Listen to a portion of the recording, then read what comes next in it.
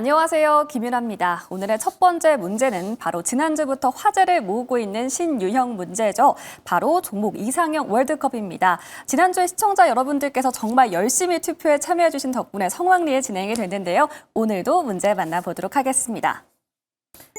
네, 다음 중 지금 투자하기에 가장 매력적인 종목을 고르시오라고 올라와 있습니다. 이 코너에서는 이 시장에서 주목받는 핵심 종목들을 토너먼트 방식으로 1대1 비교 분석이 들어가는데요. 지금 이 시점에서 가장 투자 가치가 있는 종목을 찾아내는 새로운 유형입니다. 네, 종목 이상형 월드컵 4강 그 종목들 만나보겠습니다. 네, 이렇게 4가지 종목이 올라와 있습니다. 먼저 삼성 에피스 홀딩스입니다. 지난달 인적 분할을 거쳐서 재상장을 한 이후로 2주 만에 주가가 29% 급등을 했습니다. 현재 신약 개발에 대한 기대감과 더불어서 최근 미국 생물보안법이 사실상 통과 절차에 들어갔다라는 소식에 수혜주로 주목받고 있는데요. 오늘장 16% 상승으로 마무리했습니다. 네, 그리고 한올 바이오파마도 자리했습니다.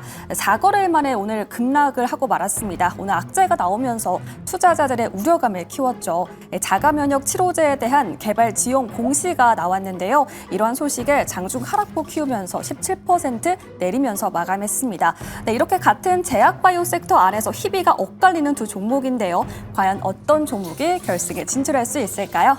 네, 다음으로 살펴보겠습니다. 세 번째는 유진로봇입니다. 오늘 무려 14%대 시원한 급등세를 보여줬습니다. 국내 차량 부품 제조업체와 생산 라인 설비 계약을 체결했다는 소식이 들려왔는데요. 그 규모가 35억 원으로 밝혀졌습니다. 이에 따라서 실적 턴어라운드에 대한 기대감 키우고 있는데요. 네, 이번 달 들어서 유진로봇의 주가 거침없는 우상향을 그리고 있습니다. 특히 외국인의 수급 크게 유입되는 모습인데요. 과연 결승에 진출할 수 있을지 지켜보겠습니다. 네, 마지막 종목은 스피어입니다.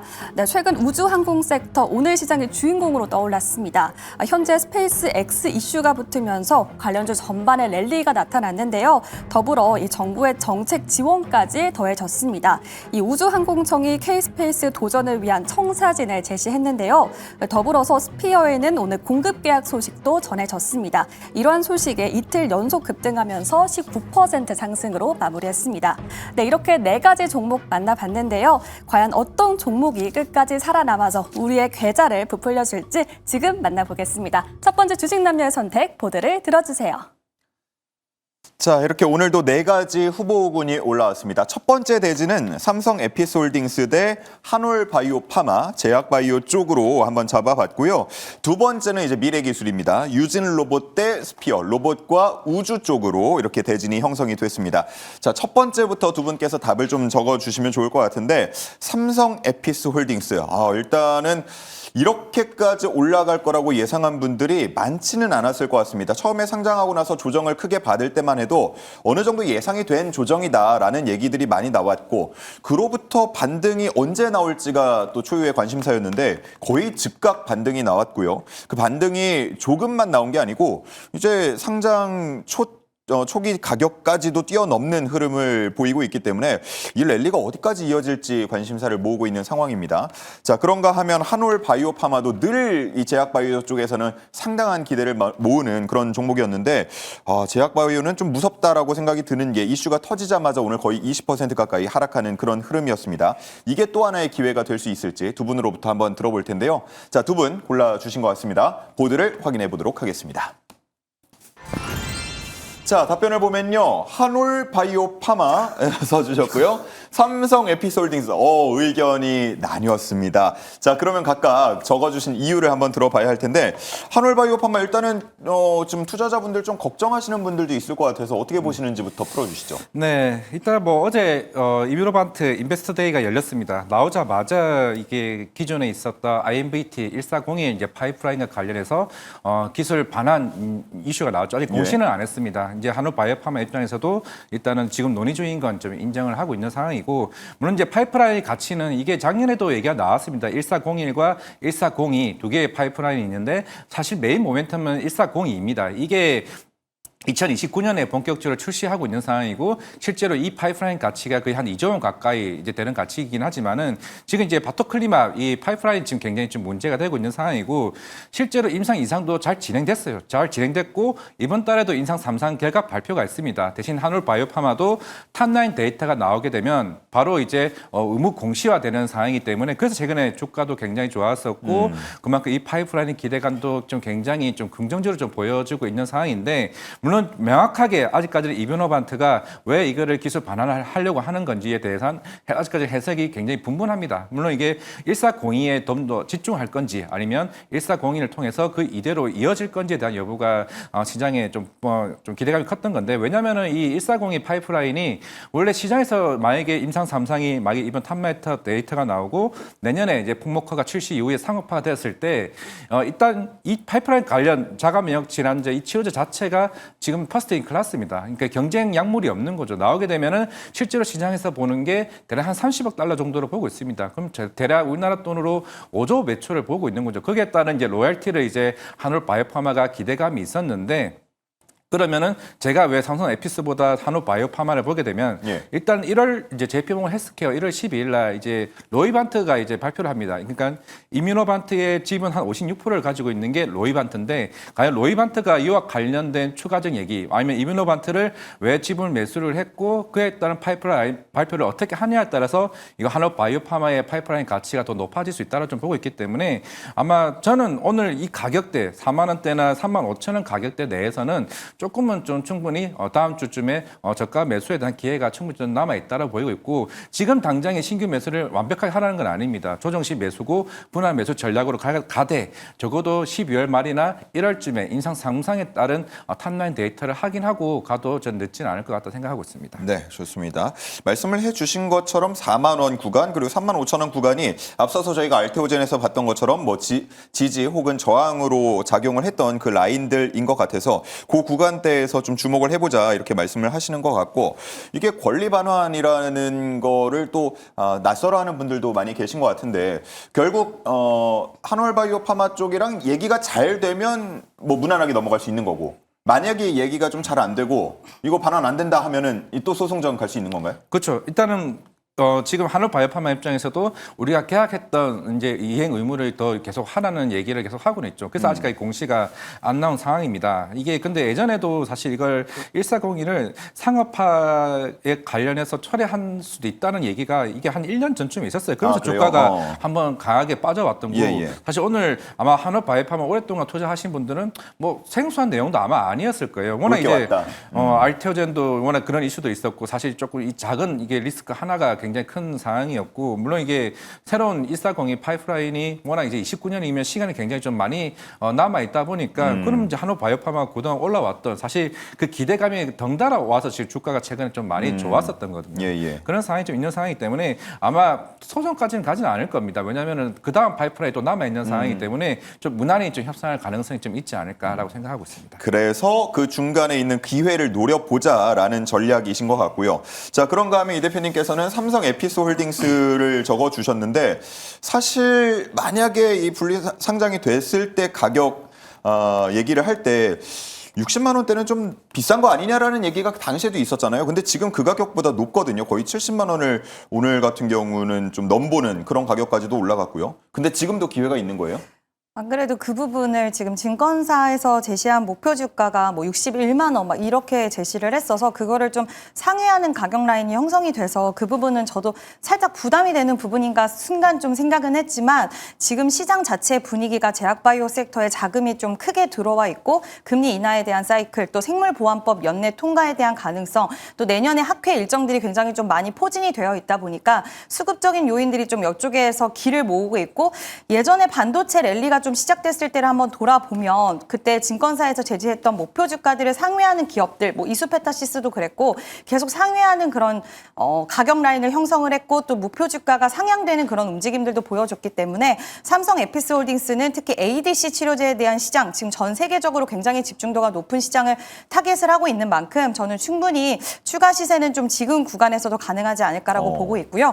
에임드 바이오라는 그 기업과 좀 같이 연동돼서 움직이는 것도 있는 것 같아요. 같아요. 최근의 움직임들을 보면. 예. 근데 에임드바이오 같은 경우에도 지금 신규 상장 이후에 조정을 한 3, 4 거래일 정도 거치다가 오늘 같이 거래량 터진 상승이 나왔는데 뭐 에임드 바이오도 그렇고 인투셀, 프로티나, ADC 치료제 관련된 기업이고 또 프로티나와는 국책과제 관련돼서 ADC 그 신약 개발에 대한 또 모멘텀도 갖고 있기 때문에 이와 관련돼서 이런 것들을 다 봤을 때는 저는 2월 달에 이제 학회 일정이 유럽 쪽에서 ADC 유럽 학회 또 일정이 있거든요. 월드 예. ADC 유럽.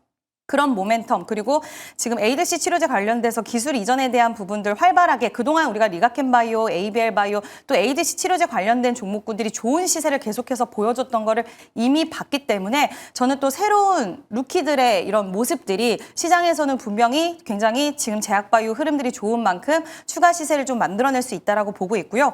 오늘도 거래량이 굉장히 좀 많이 유입이 됐다라는 것은 그만큼 시장에서 거래량과 거래 대금이 굉장히 유입이 많이 된 상승은 추가 시세를 만들어낼 수 있는 부분이라고 생각을 해서 저는 이쪽으로 한번 점수를 줘봤습니다. 네, 좋습니다. 이렇게 분리해서 상장이 됐을 당시에 삼성 바이오로직스가 상당히 많은 주목을 받았는데 오히려 약간 횡보하거나 소폭만 오른 그런 느낌이라면 삼성 에피스홀딩스가 굉장히 많이 오르고 있어서 의외라는 반응들이 많지만 그 안에서도 기회를 노리는 그런 전략을 짜 주셨습니다. 자, 이렇게 1대1로 두 분의 표가 나뉘었기 때문에 저희가 어쩔 수 없이 또 시청자분들의 의견을 받아서 이후에 결승으로 올라갈 종목을 골라보았는데 자, 답변이 나왔네요. 정리가 됐습니다. 시청자분들은 이렇게 생각했습니다. 예, 삼성 에피스홀딩스가 67% 그리고 한올바이오파마가 33% 정도로 표가 좀 나뉘었습니다. 그래서 결승행은 삼성 에피스홀딩스가 올라가게 됐다라고 정리를 해보겠고요. 추가적인 얘기는 잠시 후에 결승전 이야기할 때 더 나눠보도록 하겠습니다. 자, 그럼 이제 두 번째 대진으로 넘어가 보도록 하겠습니다. 유진 로봇 대 스피어입니다. 두 분께서는 답을 적어주시면 되겠는데 자, 로봇이야 뭐 최근에 계속해서 코스닥 쪽에서는 많은 관심을 모으고 실제로 급등하는 종목들이 속출하고 있는 섹터라고 볼 수가 있겠고요. 자, 그리고 우주 쪽도 아무래도 스페이스X의 상장 소식이 다시금 들려오면서 관련된 종목들의 급등이 나오고 있는 것 같습니다. 최근에 또 저희가 발사를 하는 나로호, 누리호 뭐 이런 것들 발사할 때 계속해서 주목을 받았던 적이 있는 종목들인데 너무 먼 얘기 같았지만 스페이스X의 상장과 더불어서 수급이 몰리면서 급등을 하고 있는 흐름입니다. 과연 두 분께서는 어느 쪽에서 조금 더 기회를 찾으실지 그 답변을 확인해 보도록 하겠습니다. 답을 적어주신 것 같네요. 한번 확인을 해보시죠. 이번에는 의견이 통했습니다. 두 분께서 다 스피어를 적어주셨는데 일단은 스피어에 대한 장점을 듣기 전에 이 대표님, 네. 최근에 로봇 많이 또 주목을 하시지 않았어요? 저 이거 고르는데 정말 고민을 너무 많이 했습니다. 예. 유진 로봇도 너무 솔직히 괜찮거든요. 그러니까요. 그래서 정말 박빙이었는데 일단 스페이스 X의 IPO가 좀 새로운 또 신선한 재료이다 보니 그 주목도가 좀 더 올라갈 수 있지 않을까라고 봤고요. 뭐 유진 로봇 잠깐만 말씀을 드리면 일단 오늘 자율주행 로봇 관련된 종목들, 자동화 관련된 기업들 흐름이 또 굉장히 좋더라고요. 그러니까 초반에는 부품, 감속기, 액추에이터 그리고 지금 휴머노이드 관련돼서 뭐 레인보우 로보틱스라던가 대기업 지분 투자 관련주들이 한번 흐름을 쭉 가져갔고 지금도 시세는 굉장히 좋긴 하지만 이쪽에 어느 정도 과열 구간에 들어가다 보니까 이제는 그쪽에서 자율주행 로봇이라든지 아니면 자동화 관련된 종목들까지 이제 온기가 확산이 되는 것 같습니다. 왜냐하면 재료 자체가 지금 트럼프가 로봇 관련된 산업 부응하기 위해서 행정명령에 서명한다. CES 일정 1월 달까지는 계속 가야 되는 이유들이 있거든요. 그래서 이 안에서 순환매가 좀 크게 도는 것 같아서 유진 로봇도 오늘 공급 계약 체결 소식도 있었던 만큼 좀 좋게 보셔도 좋을 것 같고요.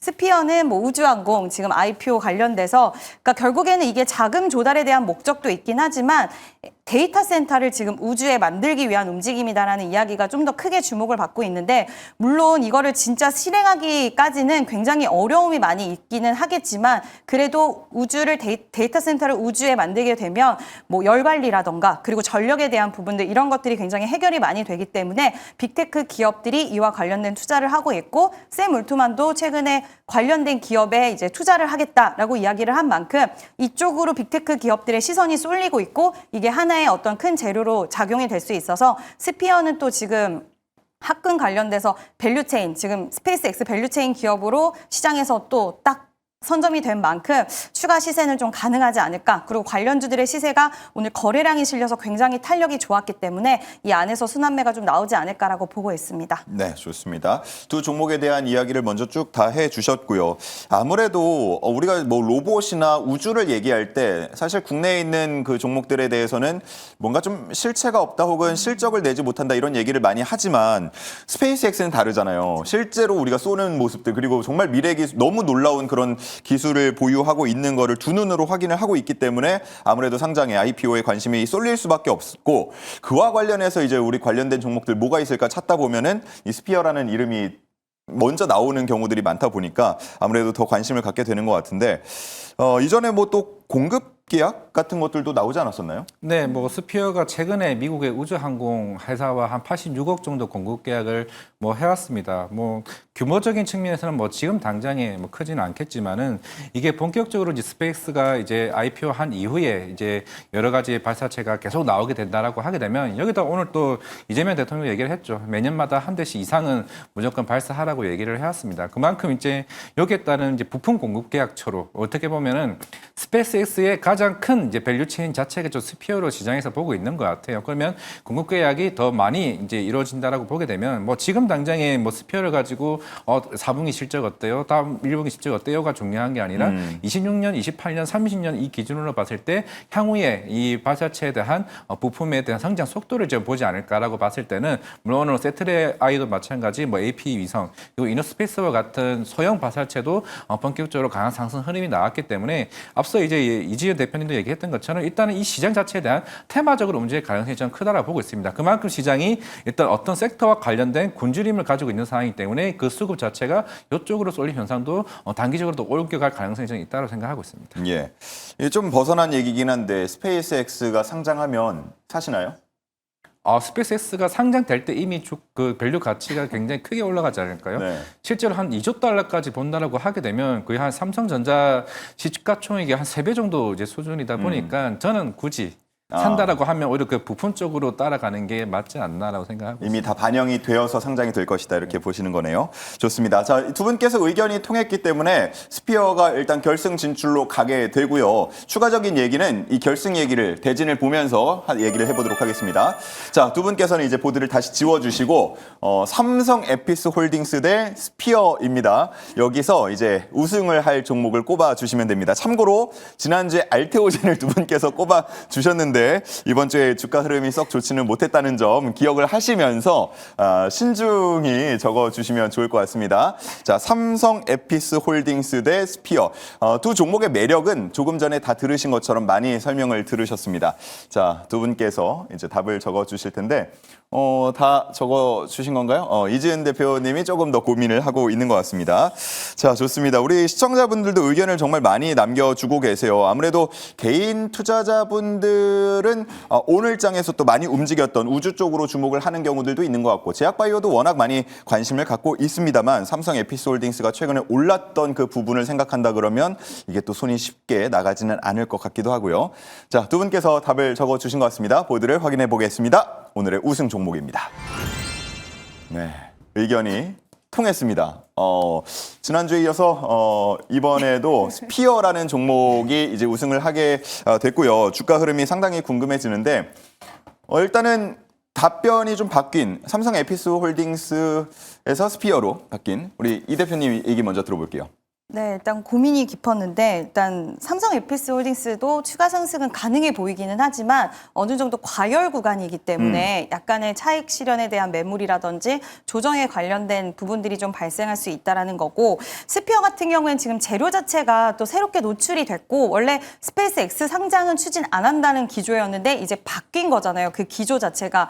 그러면 이게 새로운 재료로 시장에서는 자리매김을 한 것이고 빅테크 기업들이 지금 우주 데이터 센터 관련돼서 투자를 단행하고 있다라는 거. 그리고 AI 뭐 요즘에 지금 실적이 오라클과 브로드컴 이슈로 그러니까 브로드컴 실적 잘 나왔는데 시간에 좀 밀려서 이런 부분들이 약간의 우려적인 측면들은 있을 수 있겠지만 AI 확장 국면에 대한 부분들 거기에다가 미국의 빅테크 기업들의 투자 라인들 이런 것들이 굉장히 좀 직접적인 연결고리로 봤을 때 우리나라 기업들이 그냥 이 시장 자체로만 꿈을 가지고 가는 게 아니라 직접 밸류체인 안에 속해 있다라는 것은 시장에서 상당히 큰 재료로 받아들일 수 있는 부분이라고 생각을 하고 있고요. 오늘은 세아 베스트 지주가 또 상한가에 안착을 해줬더라고요. 그래서 이 안에서 순환매는 지속적으로 일어날 거라고 보이고 있고 뭐 관련된 종목들 스피어, HVM 그리고 세아 베스트 지주, 캔코 아이로스페이스 이런 종목군들은 좀 지속적으로 관심 있게 보시면 좋을 것 같다. 대장의 역할을 했기 때문에 다시 한번 그 자리를 뺏어올 가능성도 있다라고 보고 있습니다. 네, 좋습니다. 자, 그리고 역시나 또 스피어 쪽으로 네. 답변을 적어주셨는데 스피어가 스페이스X와 가장 밀접한 관련이 있기 때문에 적어주신 건지 아니면 그냥 이 섹터 자체를 주목해 보자라는 의미에서 적어주신 건지 궁금하네요. 만약에 스페이스X가 뭐 IPO 일정이 정확하게 모르겠는데 시간이 길어지면서 바로 이제 테마성으로는 굳어지겠죠. 또 다음 주 일정이 좀 중요하다라고 보이고 있는데 우리가 물론 누리호 발사만 계속 꾸준히 보고 있기는 하겠지만은 앞서 제가 얘기했던 이노스페이스 사실 이 첫 이제 소형 발사체 발사가 다음 주 18일 날 있습니다. 우리나라 한국 시간으로. 예. 그럼 목요일이겠죠. 이게 왜 굉장히 중요하냐면은 우리가 이제 대형 발사체만 중요하는 걸로 알고 있는데 소형 발사체가 굉장히 중요합니다. 우리가 미국 출신 하시는 분들 아시겠지만 로켓랩이 작년 2월에 처음으로 이제 발사한 이후에 주가가 굉장히 많이 올라왔습니다. 거의 한 10배 이상 주가가 올라갔을 거예요. 그러니까 첫 발사 이후에 계속 꾸준히 한 연간 한 1000대까지 계속 꾸준히 생산하면서 그동안 올라왔었고 그러면 이제 이노스페이스가 물론 계속 연기됐었어요. 원래 올해 초에 이번 달 초에도 발사하려다가 이제 연기가 됐고 특히 브라질이나 호주에서 이걸 발사를 해야 되는데 아마 다음 주에 발사가 한 3번째 연기에서 이제 발사가 되게 되면은 그럼 당연히 스피어 입장에서도 그런 부품 공급에 대한 기대감도 더 같이 복합적으로 저는 섹터 쪽에 관련된 테마가 움직일 가능성이 좀 있다라 보였기 때문에 다음 주에는 좀 우주 항공 섹터가 좀 지속적으로 움직일 가능성이 있다고 생각하고 있습니다. 네, 좋습니다.